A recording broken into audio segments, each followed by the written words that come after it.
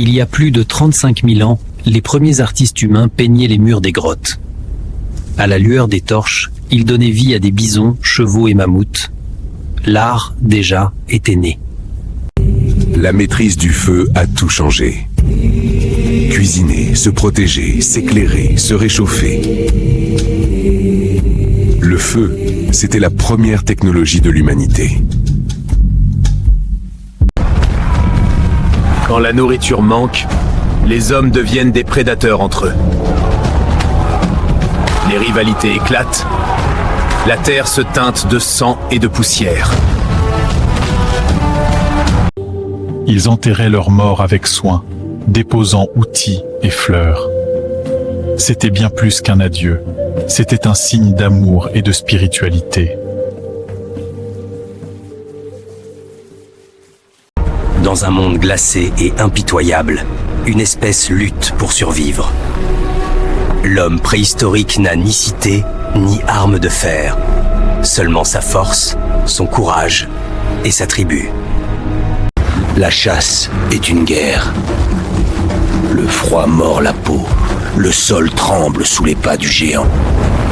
Pendant des jours, ils traquent leur proie à travers les plaines gelées. Chaque empreinte, chaque souffle dans le vent est un signe de vie ou de mort. Compliqué. Le cerveau de Néandertal était aussi gros que le nôtre, parfois même plus. Preuve que la complexité n'est pas qu'une question de taille, mais d'évolution. Dans le silence des grottes, ils racontaient leur monde avec des images. Bisons, lions, hommes, un langage gravé pour défier le temps. De véritables ingénieurs. Avec la pierre, ils ont façonné les premiers outils, précis, équilibrés et révolutionnaires.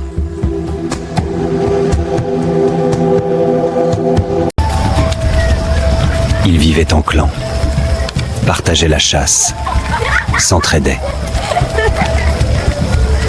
Dans un monde dangereux, la survie passait par la solidarité. Un jour, une étincelle changea tout. La lumière dans la nuit, la chaleur dans le froid, la vie dans la mort.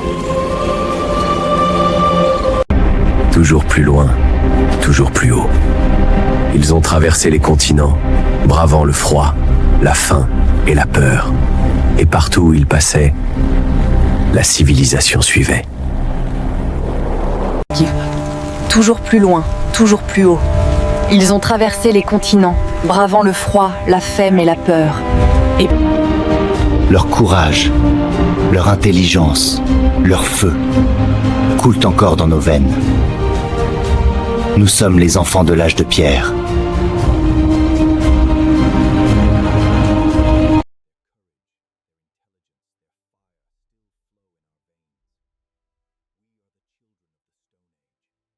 Après des jours de chasse dans la glace et le vent, les chasseurs reviennent enfin. Leurs visages sont marqués, leurs bras fatigués, mais leurs cœurs battent fort.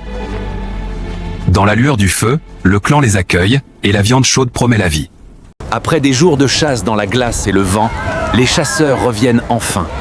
Leurs visages sont marqués, leurs bras fatigués. Pour rejoindre les terres de chasse, ils affrontent les rivières glacées. Pieds nus, le corps transi, mais l'esprit d'acier. L'eau les mord, mais la volonté les porte.